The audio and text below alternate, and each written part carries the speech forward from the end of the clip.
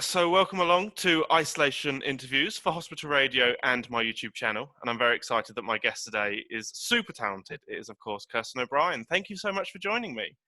That's all right. It's a nice thing to do on a sunny day. Or should I be actually out there in the sunshine? I was going to say, today is going to be a nice warm one. So we're getting this done nice and early in the morning. So hopefully that'll give us a bit of time in the sun later. Now, I just wanted to start off by obviously talking about this strange world that we find ourselves in. I mean, how did you cope with lockdown, with early lockdown, and how are you finding it as we're sort of slowly easing out? So I'm very lucky that I'm looking out the window here. We have a lovely garden and I live right on the edge of loads of woodland walks.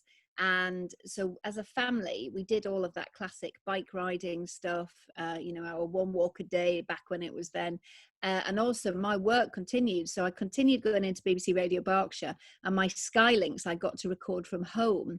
So it meant that the person that had to homeschool our 8-year-old was my husband, who wasn't working. So if you ask him how his lockdown was, I think he had a very different experience to mine. But mine was... And I know people had terrible, horrible times, but actually it was a chance for us, because my husband travels a lot with work. He's away a lot. He's away again now. It was a chance for us to hang out as a family in a way. Almost restrictions made us able to do more in that odd sort of way. We just had, it's time, isn't it? It's time that we had enforced time together, which actually, luckily for us as a family, apart from the homeschooling, worked really, really well. So I weirdly think I will look back on it as strangely fondly, as a good time's the wrong word. Let's not go. But the sort of weird, fond memory time. I mean, you must have been quite glad that you were still able to do work, because I know there are a lot of people out there that have had nothing. So to be able to still do the radio show and do the voiceovers, that must have been quite nice for you. It was financially, because my husband, as I say, didn't work and we fell through all the cracks, so we didn't get any financial help.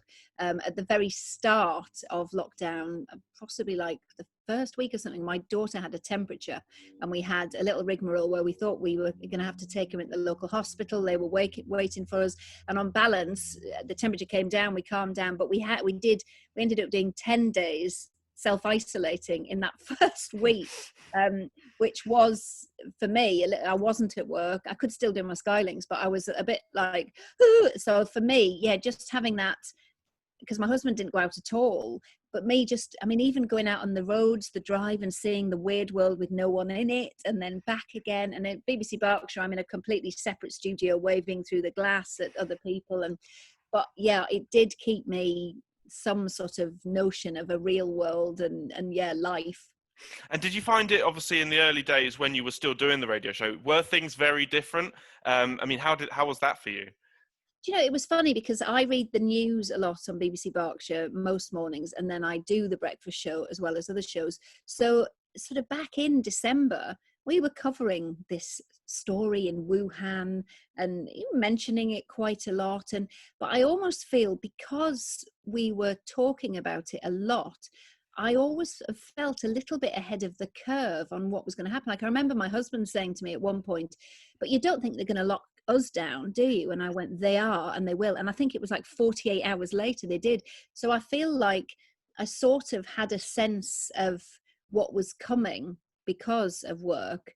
And in terms of work, I remember I did sit opposite the presenter to read the news in the same studio, and we were kind of like, as things were coming in, we're like, well, we're 2 meters apart. And then suddenly there was a morning where, no, you can't go in there anymore. You have to go in a separate studio. So things sort of changed at work sort of in little increments. So that wasn't like the shock of, oh, this is happening to us. And as I say, we sort of felt like we knew more before everybody else, because we're at the cusp of news every day. So it was never startling. It was sort of gradual, really. And I imagine when you're like, if you've got people coming on the show, you're having to do sort of similar to what we're doing now. Everyone's now a big, naturally good at Zoom and things like that. So did it also change the way, not just presenting the show, but also getting guests on and just everything else? Yeah, because guests couldn't come in anymore suddenly. And obviously on local radio in particular, you're connecting locally with people, and you have your regulars that come in. And that they're a part of the show. So finding new ways to do that at first was a little bit strange. I mean, I remember we got some sort of email saying about, you need to be careful as people started having horrendous experiences as coronavirus worsened. You need to be aware and careful that this is happening to people as you're talking to them. It might, suddenly take very weird and dark turns. And so it was suddenly situations that we hadn't found ourselves in before. It was just, as everyone's saying, that new way of working, wasn't it? That finding that new normal, really. And now, actually, things that dealing with not seeing people is all right. We talk to everybody, I would say, possibly, well, pretty much the same amount. So apart from the technical glitches of people sounding weird or like they're in toilets or whatever, I think we're there now. We're up and running. I mean, the other good thing is it was, for a lot of people, it's been a very scary time. No one really knew what was happening, what was going on. So to have those things like, radio that are still continuing as normal, well, as normal as possible, to keep people entertained and informed and just give them, because I mean, sometimes the news can present it in a scary way. Whereas on the radio, I think it's a bit more human, that human touch. I think people, they need that in this sort of time. Yeah, I think you're right. And I think one of the things the BBC did really, really well was this make a difference thing that they've done right across the network, which was a way that if somebody needed help with something, so like I think at one point we found garden furniture for one of the local care homes, or we got walkie-talkies for the midwives, or if somebody was doing something incredible in their community that we could shout about, like kids running marathons across 9 days and all of those. And so it was that that people are doing stuff, but B, local people are doing stuff, which is where local radio on the BBC works really, really well. Not to blow their trumpet, but I genuinely think they do that really, really well. Now, we must also mention about your voiceovers, because, I mean, a lot of people will recognise your voice from, the voice of Sky One if they're watching The Simpsons or, any of those new number of programmes. So for you, obviously doing that, were you always doing that from home, or did you have to change for everything that was going on? I had to change. And again, my husband, not being aware of what was happening, I bought this, I think it was like £100 microphone. He was like, well, what have you done that for? And I said, because I think...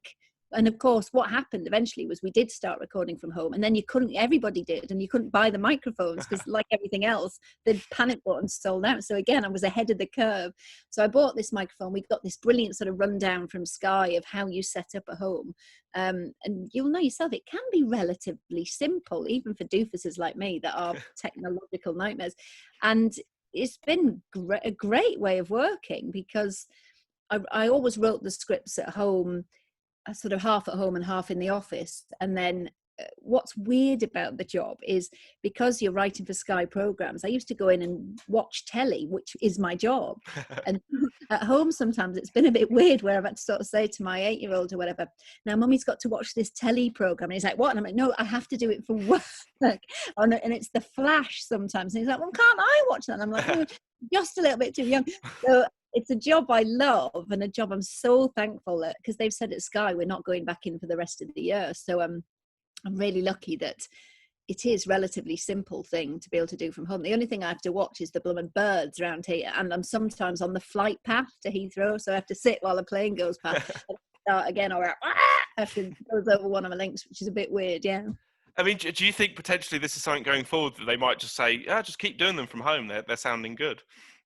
Yes, I think potentially, because particularly at Sky, all of the announcers, you have Sky Atlantic, you have Sky Comedy, Sky One, the Sky Sports, all the different channels. And what used to happen is we had 3 different booths and all the announcers going in and out. So in terms of the ongoing climate that we're in, you can't really have that environment of people going, spitting, onto a mic between you and cleaning in that way. And in an enclosed space, it's quite a complicated environment. So actually, yes, if it works, it is much healthier and safer to do it the way we are. I do miss the human contact. I do miss bashing round ideas, and it's really funny because some of the guys, as you'd imagine, are like real superhero experts. So if you're writing a link and you're suddenly like, what is the name of the city verse in The Flash, or there's always these people, and I miss that. But on the whole, I'm lucky that I have a job that I can do successfully from home.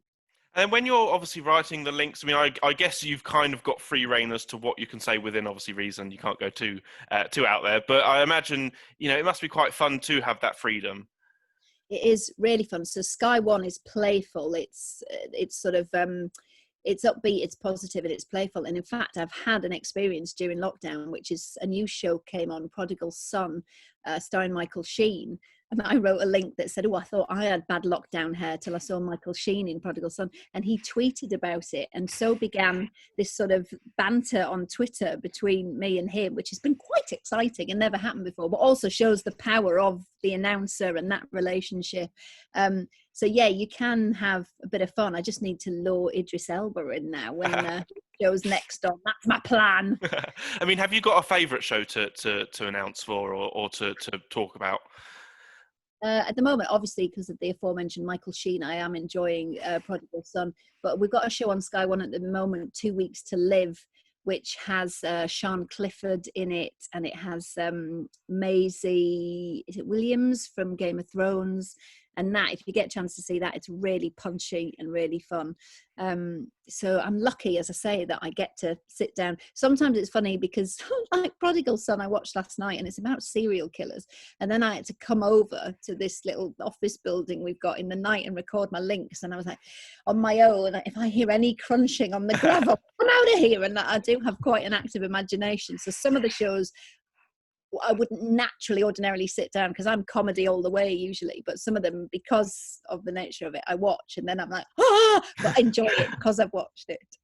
And I mean, how long does an average recording session take for you? I mean, I imagine because obviously people hear you quite a bit on Sky One. So, I mean, how long does it normally take you? Gosh, that's hard to quantify. It depends how many planes have gone over and birds and things. About an hour and a half to record about 35 links, between an hour and a half to record 35 links, depending on, I mean, it's funny because I've done radio this morning, so I feel like my voice is really warmed up, and so you go faster because there's no sort of and croaks and weirdness in your voice. It's all fully there and good to go. So there's all sort of weird stuff like that goes on, but I'm getting anarchy if I go into that. But yeah, the writing obviously takes a lot longer, and then the recording you can get going fairly quickly actually. Now, obviously, let's go back to where it all started for you. I mean, where did the love of TV radio come from? Because obviously a lot of people remember you from, CBBC. I mean, I used to love watching you on Smart when I was younger. So where did the love all come from? I just adjusted my thing because I think I was hunched. So literally Philip Schofield on in the broom cupboard, and I was very weird in that I saw him doing that, and at whatever age I was, I knew that was what I wanted to do, which is quite odd because people go for ages and sometimes lifetimes going, I don't know what I want to do with my life, but I was really focused really specifically on that. So I did hospital radio, I was already involved in drama groups and things, but then everything was, how do I get to that goal? So I did a media degree. I then started at Tyne Tees locally, and somebody there, her boyfriend at the time, worked in the BBC, and she said, he could probably show you around. So I literally booked a ticket, went to London, and James very kindly, and I stood in the studio and remember thinking, this is, and it never altered, it never changed. And actually for sort of, and when did I didn't say it out loud for ages because it felt like such an outlandish thing for some kid from Middlesbrough to be saying. So I maybe started saying it out loud at about 13 that I want to be a kids telly presenter. And then by the time I was at uni, all my mates there were like, oh yeah, she wants to do kids telly. It was very focused and very what I wanted to do. And I mean, I imagine that when you kind of know exactly what you want to do, it makes you more driven. You're able to go, straight ahead and go for those jobs. And so, do you remember when you first had your first taste of success? When you first got a job and thought, this is exactly what I want to do. I'm happy here. Yeah. So I did a kids show for Tyne Tees. I'm trying to remember what it was called. It was some sort of like, how do they do that type show? And the main presenter, in fact, I've got a book by her somewhere. She went on to write a book about Boudica. She's very intelligent. Vanessa Collingridge was her name. And she was the main presenter. And I just sort of did interstitial type bits in it. And it was at Tyne Tees. And yeah, I just remember thinking, but what I used to do, I was working on the news. I used to lock the cameras off on a night and do practice presenting for myself. And if any time there was a director needed training, I'd be in there going, yeah, I'll read the news for you to train. And, so I was just constantly leaping in front of cameras. But I did have failed auditions as well. You know, I think it's important to point out that, as with everybody, you don't get the go ahead all the time, and there are setbacks and failures and disappointments. And I remember I did an audition for BBC Education, and I had to go in a canoe in the swimming centre right next to Television Centre, and I turned up, and I didn't know that at the time. They just said, you've got a swimsuit on, go around the corner, ask for Keith, and then just take it from there, the cameras will be rolling. So of course I come around the corner, it's canoeing, and when they capsized me, I clonked my head on the bottom. So I sort of came up, and everyone was like, are you all right, making me sign disclaimers and all of this kind of thing, and I never got that job. No. So there are sort of, along the way, there's always sort of disappointments and setbacks and things. And obviously presenting, we must talk about Smart, because that was, I think, one of the big hits for yourself. I mean, have you always been naturally artistic, or did you have to kind of teach yourself? I mean, how did that come about? I have always been crafty. In fact, I collect craft books. I've got wall-to-wall craft books. It's sort of my thing that I love. I'm seeing what you can see now. See the corner of that. Yeah. So I have always been crafty, and I can copy things, but I can't naturally come up with anything. So the history of the show was, Zoe Ball had done it first as a presenter with the two art guys, then Josie, and then me. I'm choking. Excuse me. So over the years, I did more and more because I was quite crafty. So, I'm going to take a sip of coffee. Excuse me. Yeah, so I'm still now with the kids. I'm literally looking. I've got buttons, crepe paper. I've still got everything everywhere. We do a lot of crafting even to this day. So, I was naturally crafty. I always made my own badges, made bits and bobs. So it was a natural fit for me, really, yeah. And you got to work alongside Mark, who obviously such a talent, who we lost way too young. So, I mean, for you, what were your memories like of working with someone like him? Man, he was so funny. I mean, I'm so lucky in my career that I have just endlessly worked with funny people. You know, the brilliant Dave Chapman was Otis the Aardvark and is incredible, and we just laughed. I did a radio show with Steve Merchant, believe it or not, back in the day, just laughed. And Mark, I mean, we would just be in fits, and I'm so grateful for that. On camera and off camera, that he was such a funny man, and also ridiculously talented. You know, that stuff that you see on Smart, the big pictures on big things of perspex, he would stay when we broke for lunch, and we'd come back from lunch and he would have sketched those out, knocked them up. He was incredible. And just is brilliant guy. And we talk about him a lot, actually, still, because I met my husband working on Smart, so my husband knows him as well. He's still talked about a lot, and sometimes remember some of the funny stuff that he used to do. Now, obviously, when you decided that you wanted to give an end to your time working on children's TV, was that a tough decision to make, or did you know, no, I want to move on now, I want to do my next stage of my career? Do you know, it was because my mum died. Well, from the broom cupboard, from being in the broom cupboard, it was because my mum had died, and so that's how I left the broom cupboard. I sort of felt I'd taken that as far as I could because I had all that going on. And then when it came to Smart, Mark had died. So it sounds really weird that it's bookended in that way, but it is kind of what happened. I didn't feel able to continue the show without him. And in fact, I think we did do one series. We tried one. We did a series. It was then Mike Fischetti and I were doing it. We'd done one series, the three of us, me, Mike and Mark.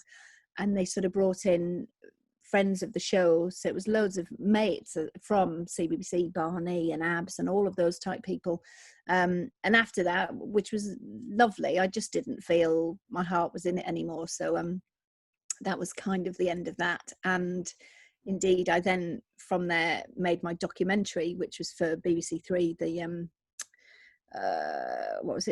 Topless Ambition, that I did, based on the fact that why, when kids presenters try at that time to leave kids telly, did they then do a lads mag photo shoot? And that sort of got me into to adult stuff from there. So it was a strange ending, but yeah, that is the truth of it.